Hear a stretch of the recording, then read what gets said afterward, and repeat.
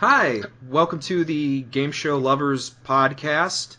My name is Josh McCloud. I'm here with Dan Lewis, Hello. or as he's sometimes known, Game Show Fan 2001. Yeah, that's what I'm known as. And we're doing this pilot as sort of a test to see if people are interested in hearing a game show podcast. And today we're going to be discussing and sort of ranking the hosts of the American versions of Match Game. Right. The popular game show with blank emphasis in its title. We'll be playing a few clips from Match Game throughout just to give you an idea. Oh, yeah. When did you first see Match Game, Dan? I first saw Match Game, maybe as a little kid on the Game Show Network, and I thought it was funny. I remember thinking that Brett Summers and Charles Nelson Riley were, funny people or whatever. But I didn't get all of the humor that was used, but I just thought it was kind of a fun-looking show. I remember first seeing Match Game PM, and I actually remember the episode. I'm trying to remember the panels. David Doyle, Brett Summers, Fred Grandy, Deborah Lee Scott. It was Dick Martin and Rita Moreno. I'm not sure about if it was Dick or not, but I remember recording that at 12 p.m. on a Saturday and seeing it the next day. That's a good memory you got there. Yeah, it's a gift and a curse at times, but a gift. I'm usually pretty good at remembering this stuff. It doesn't help in any way, shape, or form outside, but hey, helps me remember obscure facts about television shows that me and 9 other people watch. But Match Game, the show that put blank on the map, based on the original 60s format and revamped. We're going to be talking about the 4 hosts that hosted in the United States versions, and we will start with Gene Rayburn. Dan, you go first. What do you think about Gene as a host? Oh, Gene, he was just awesome. He hosted, 3 or 4 different versions, because you count the 60s version, and then you have the CBS version, and then PM, and then the syndicated version, which was the final run for him. And should we talk about Match Game Hollywood Squares hour as well, or later? We should, because he did host it, and I would count that, but we don't have to go into it right now. But I would still count that as Match Game that is hosted. Okay. We wouldn't count John Bauman because he didn't. He only hosted the Hollywood Squares portion. But I think Gene was great as the host of Match Game, and I think what made him work over some of the other hosts is he really had that kind of, I don't want to say sleazy, but he had that very tongue-in-cheek used car salesman. He sold the show. Yeah, he was definitely, there's a certain hosts and certain formats just work really, really well, and I'd say that was probably the format for Gene Rayburn. Mm-hmm. In the same way that Price is Right is really made for Bob Barker. I know it wasn't made for Bob Barker, but he made that show his own. Match Game, it's hard to really associate anyone other than Gene Rayburn in that role, even though there were other subsequent hosts. Yeah, because when you think of when you think of Gene Rayburn, you think of Match Game immediately, usually. So. Yeah. And he really made a lot of aspects of that show mainstay. He did the skinny microphone, which I think has been in every version since then. Mm-hmm. It's a trademark. Yeah, he was really behind a lot of the voices. Obviously, he did Old Man Periwinkle, Dracula. Yeah. He really made that his own, and I think he deserves a lot of credit for that. I agree. He also had great chemistry with most, if not all, of the panelists that were there over the 9 years that was on CBS. Who are your favorite panelists? I know there's the obvious regulars, but who would you say are some of your favorites that probably don't get mentioned enough? Let's see. I liked David Doyle a lot. I liked Richard Dawson in the early years, but towards the end, he just got egotistical and didn't care about the show. But then there was Joyce Bulifant can be funny, even though she's not very good at the game. And then there's Fannie Flagg. My favorite, I always liked Betty White, and you don't. Betty White, that's true. You don't associate her with doing match. I mean, obviously she did. You kind of associate, but it's not one of those ones that she's not one that you think specializes in that type of show. But she did specialize, and she did it a lot. And she did it really, really well. Yeah. Betty White is known for, she's appeared on numerous game shows, but Match Game's not the first one. Normally, when you think of Betty White, you think of Password or something like that. But yeah. Mm-hmm. But she was on Match Game many times, which is worthy of noting. Jimmy Walker. Well, yeah, he's funny. I like McLean Stevenson. Yep. Bill Daly, he passed away a few weeks ago. Yeah. It's hard to top the original 70s, and we'll get into more versions later, but it never really succeeded after that, I don't think. Do you want to talk about Hollywood Squares, just to glance at it a little bit? I know we watched a little bit of it. Yeah, it's worthy of mentioning just for a minute, because, this is how they thought they could bring it back. It was just after a year after it ended completely in 1982. Yeah, 83.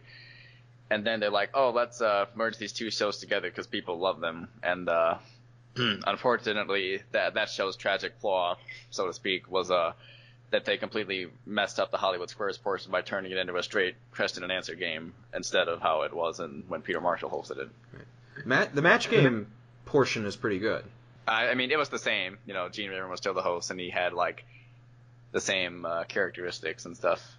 I think, well, and also a lot of people don't realize it, but Match Game was heavily influenced by Hollywood Squares. The 70s version was, because that was the impetus of creating a show with more celebrities, which is why Match Game got the 6-celebrity format as opposed to the original version, which was 2 celebrities.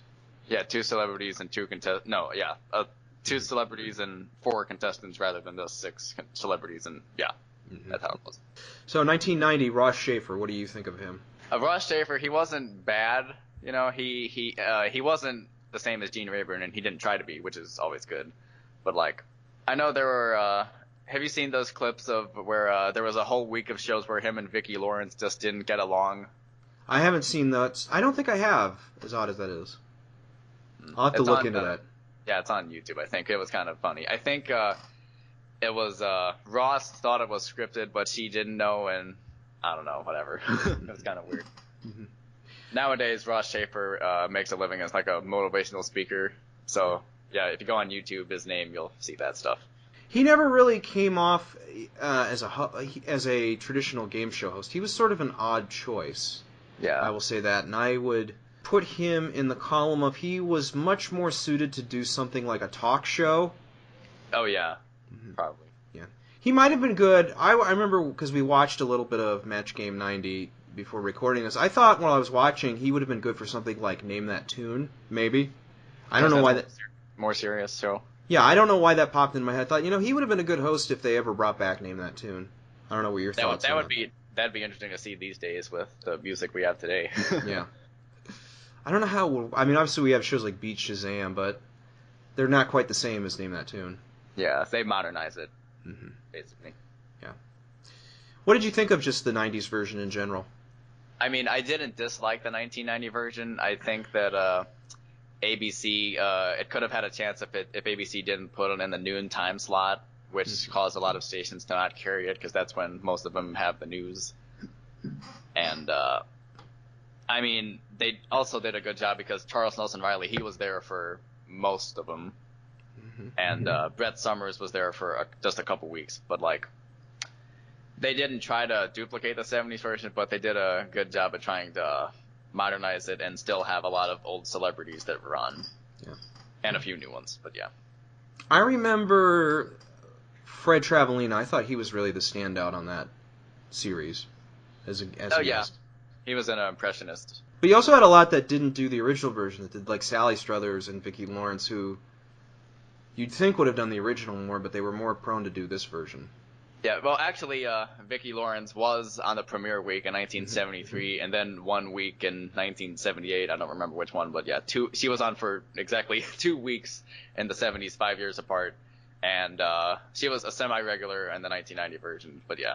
I like this. I remember liking it a lot when I was 10 years old, because it was the last piece of Game Show Network media I saw before Game Show Network on the cable package that I had became the Outdoor Life Network. So the last episode I ever saw was an episode of Match Game 90 with a $10,000 win.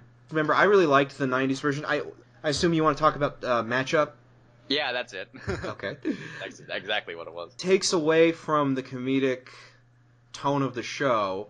I think it makes it more fair. It makes it more of a competition, but at the same time, I don't think anyone wanted to watch a Match Game for the competition in the same way that no one wanted to watch Hollywood. I don't want to say no one, but the majority of people didn't want to watch Hollywood Squares for the game portion of it. They wanted it for the comedy portion. That's right.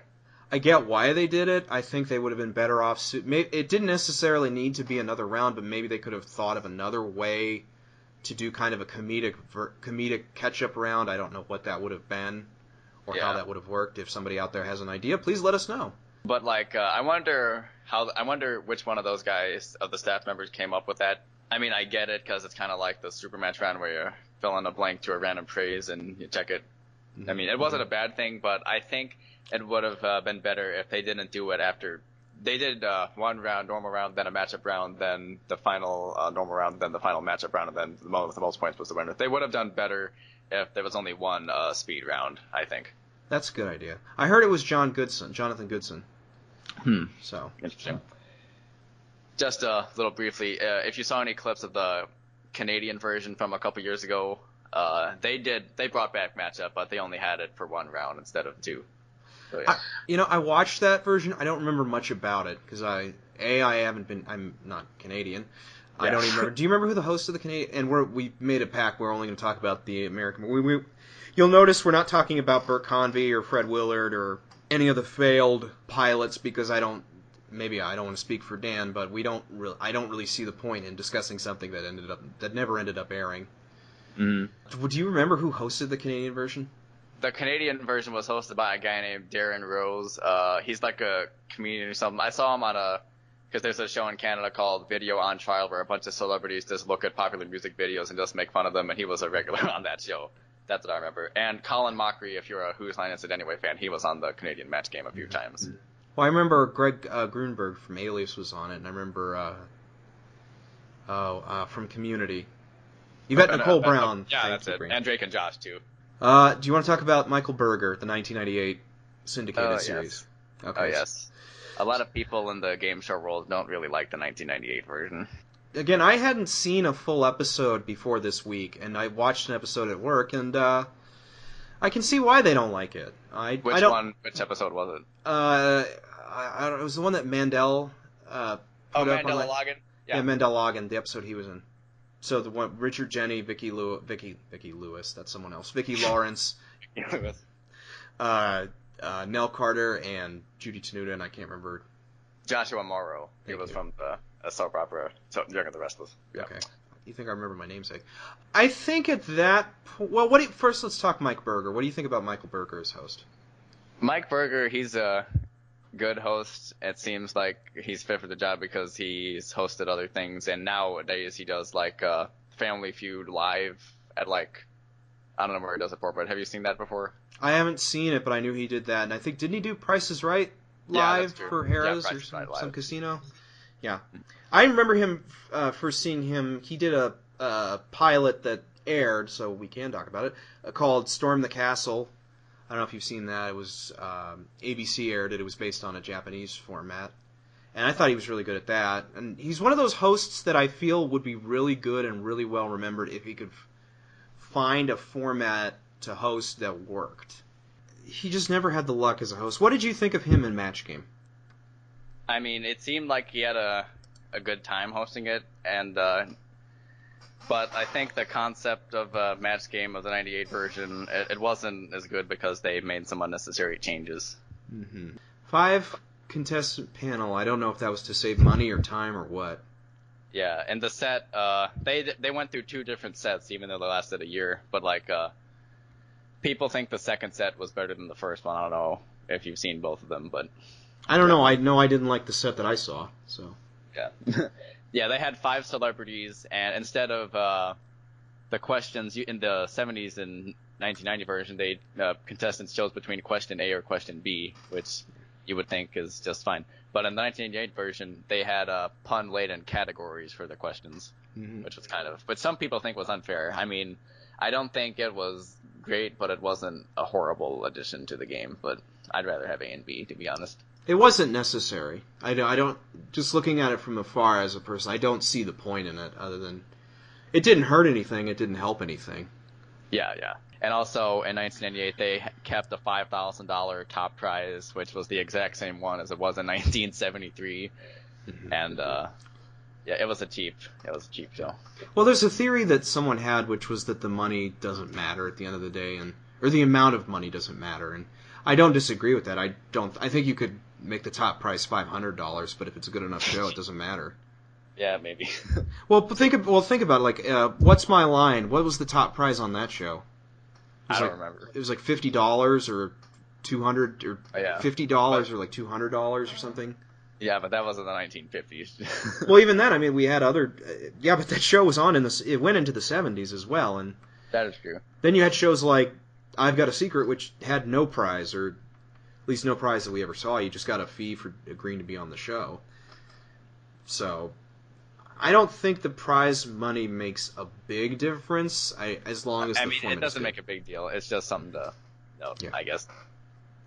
Well, Price is Right. We went the original version of Price is Right, the Bill Cullen version, which aired in the 50s. They were giving away things that cost 5-figure prizes, and then the 70s version, we go back to, I think they were giving away cars with 4 digits, and the first digit would be a 2.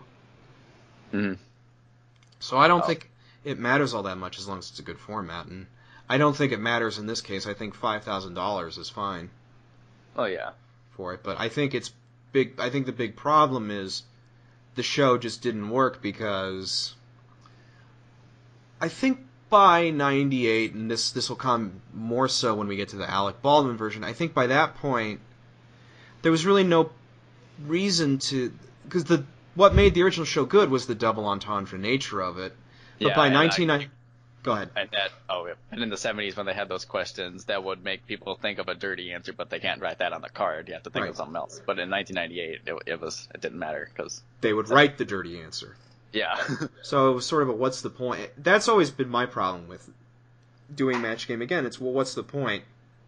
There's no double entendre anymore. We can just write down the dirty answer. So. But there were several times in the 1998 version when they did have censored answers, and I don't know if you heard about this, but there was one occasion where the contestant's answer was censored, and he matched all 5 celebrities.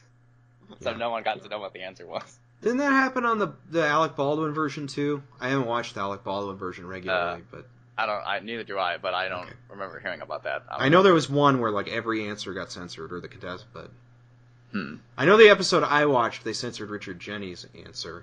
So. Oh yeah, if you look on Mandel's website through the Internet Archive, it says what Richard Jeni said on that one question. Okay, we'll link. We'll link what?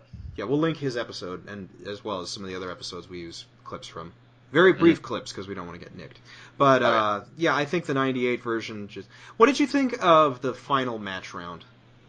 The final match. What do you mean? The super match. Sorry. Oh, super match. Well, let's see. In 1990, they kept the Star Wheel, which was fine because that's how it was at the end of the CBS version. But then in 1998, they got rid of that, and I can kind of see why, because they were on a low budget. The Star Wheel gave the opportunity for more money, but to be honest, the main reason why they introduced it is so the contestants would stop picking Richard Dawson every time at the end of the show. And so then we get this version where they pick Vicki Lawrence every time. Yeah, that's true. I don't get the point in them coming down to match other than to, I guess, increase tension. But oh yeah, and there's a difference because in 1998 they let the celebrity and contestant make eye contact and try to signal to each other what it could have been. I don't know what point of that was, but in the 70s you had to face away from the panelists. Yeah. So I feel like that's a dead giveaway. Yeah, it's not like you can make eye contact. Okay, then I'm going to turn you around and then read the question. It's you can look at them and give them eye contact, and you can watch them write the answer down. I mean, you can't see them. You can't see what they're writing, but you can see their hand, and you can see kind of the motions. Their hand motions. I gotcha. So that can give you an idea of what they might be writing down. I didn't like it. I thought Michael Berger was fine as a host, but I just didn't like that version of the show. I don't think it was his fault. I gotcha. Yeah. He did good, given what he had to deal with. Yeah. Let's just say that. So do we want to go to the Alec Baldwin version? Yes, we do. Or as I like to call it, Alec Baldwin needs beer money. And I know that it's popular. Clearly, people like it. But I remember when it premiered. I watched the first question, and I was just like, nope, no, thank you. Now, for the record, I did watch half an episode, like a full game. Because each episode now has 2 games worth. Oh yeah, because they do a 1-hour show, because that's how ABC does. Yeah. I don't think maybe you know something I don't, but I don't feel like I missed anything by not watching the second half. Yeah. Okay. Because I remember the first, well, no, actually, let's talk about Alec Baldwin. What do you think about Alec Baldwin as a host? He's not that bad as a host, but he's certainly not Gene Rayburn, though. Yeah. Again, I remember, because before coming here, I watched an episode on my own, and I remember thinking, he's not bad, as I remember. It does feel like he's very disjointed from the show, and it feels like he's reading teleprompters, I've noticed. I wonder how Alec Baldwin got the gig. I wonder if he had, like, what competitors he had. That would be interesting to know. Because it's not like he's ever hosted a game show before, not to my knowledge. I'm trying to think. I don't think he's ever hosted. Has he ever been a panelist on a game show? I don't think so. I know he was on Bergeron Squares a few times. Okay, I guess that's something. I don't know if I would really count Alec Baldwin, because especially during those... The one thing I really didn't like was his things where he come out like, welcome to Match Game. It's the show that, where 6 celebrities sit, and he would do some crummy joke. I just didn't like that. That's funny. Yeah, sit like it's the six celebrities, bring us thrilling competition by sitting or something. And it was just like, okay, they didn't need that in the original version. I don't know why you need it here. I do like the current version because it's done the best job of like modernizing the original set because it looks closer to it rather than the 90 and 98 version. Yeah. And they have the classic theme, which is it sounds like the original 70s version, unlike 1990 where they did like well, not really a remix, but like they had trumpets and saxophones in it. It sounded more jazzy instead of the 70s one. You know what I mean? Mm-hmm. Well, they're trying to appeal to the demographic of the original version by using the same music. The set, it's not quite the same coloring, but it's the same basic format. It's the 2-question format, and I noticed this watching it that he's wearing an earpiece. I don't know if that's a hearing aid or if he's got a producer in his ear telling him not to say. I'm going to give the benefit of the doubt and say that it's a hearing aid. I would think it's both. No. Okay. I just noticed that watching it. I'm like, why does he, what's that in his ear? And maybe I was searching for things not to like. I will acknowledge that. And if you like the Alec Baldwin as a host, far be it from us to tell you what you should and shouldn't think. Oh, yeah. I just remember it felt very disjointed. He wasn't bad, but I feel like they could have done better for a host. Yeah. I feel like they picked him for name value. Possibly. First episode I ever saw, which I believe is the first episode they ever aired, I remember the turnoff for me was, because I remember the exact question, maybe not the exact question, but the basic question, which is, they're having a sale at the sex shop. Yeah, they're giving out free samples of blank. And the contestant said lube or something. Oh, I think I know what you're talking. I've seen this before. Yeah. Contestant said lube, and most of the celebrities said lotion, except some of them said edible panties. And what turned it off to me is it's like, well, what was the point of the question if you can flat out say lube, then it's not really double entendre at that point. It's just entendre. Yeah. Yeah. I watched that one question, I was like, I don't need to watch any more of this. No, thank you. What do you think of some of the panelists we've had on the newest version? Well, I don't like Rosie O'Donnell as a person. Unfortunately, the episode I watched, she wasn't on. Oh. So, I'm glad I didn't have to see her. Good. Charlotte, yeah. The episode I had Charlotte Ray. She was, Charlotte Ray. That's the woman from Facts of Life. Caroline Ray. Caroline Ray. Oh, Caroline I got you. Ray. Yeah. Thank you, Brain. Canadian. She was good. I liked her. I don't remember any of the other 5 because none of them were celebrities that are in my wheelhouse. I remember Michael Ian Black was in the first episode. I thought he was good, but I just from the episodes I have in my collection, there was JB Smoove, there was Sherry Shepherd, Jason Alexander. Jason Alexander. Yeah, he's good. There was Kenny G. Do you know who that is? I'm assuming we're referring to the singer, the trumpet. Yeah, singer, saxophone player, and I don't know if you saw his episode, but when they came back from a commercial, instead of the regular theme music, they just had Kenny G playing the theme on his little saxophone, whatever it is. I think it's a tenor? No, soprano saxophone. Soprano sax, yeah. Got nothing bad to say about Kenny G. I enjoyed that. That won't stop me from joking about him. Did you see the Sarah Palin clips? Or episode? I vaguely, like a long time ago, but I don't remember much about it. I haven't seen them either. I'm told they were bad. I can't fight it. They probably were bad because she's not a comedian. Mm-hmm. She's a politician. If that, and some would argue with that. I can't comment on her one way. I wasn't allowed to vote in the 2008 election, so I'll shut up. Yeah, I just don't see, again, and I guess it's doing well critically, but I just don't see I think the problem with Match Game is there's no double entendre anymore. That era is dead. It's, if you can get up and say jack off on television, then there's no point in it anymore. Yeah, nowadays you can say penis on television and all sorts of stuff you couldn't say back in the 70s version. Did you ever watch the Behind the Blank, the GSN documentary about Match Game? Yeah, are you referring to the clip with Marsha Wallace? Yes. Yeah, I know more about that. Yeah. Well, I remember from that documentary, they're interviewing Jimmy Walker, and he has a great quote that I always point to, which was, because if you remember early on, someone said boobs, and there was a big thing, like, can you say boobs? Can we say boobs? I don't know, can we say boobs? Someone said, yeah, you can say boobs. And then Jimmy Walker, in the present day, says, now they're showing boobs on network television. Yeah, they interviewed him, and he was like, they're showing them boobs now. That's what he said. So it takes away the fun of it, of saying boobs, when you can just turn on the TV and see boobs pretty much everywhere. And hear it, too. Yeah, I mean, you can say boob. If you ever watched iCarly, they said boobs on iCarly many times. Well, I think they're spelling it B-E-W-B-S, which is not the same as B-O-O-B-S. Yeah, but it's the same meaning, though, let's be honest. That's a double entendre. It works there. I mean, I don't watch iCarly, but... Yeah, don't make fun of me for watching iCarly. I won't. I'm talking to the viewers. Okay. By the way, Dan is only 8 years old, for those who don't know. I'm 17. Okay. Yeah. So, but overall, I would say I love going back to watch the old Match Game. I think it's still the #1 rated show on GSN. Oh, yeah, that's true. They've been showing it ever since they've been on. Yeah. Which says something about the longevity of a show that was made in 1973, that it still attracts college-age viewers in 2018. So... Mm-hmm.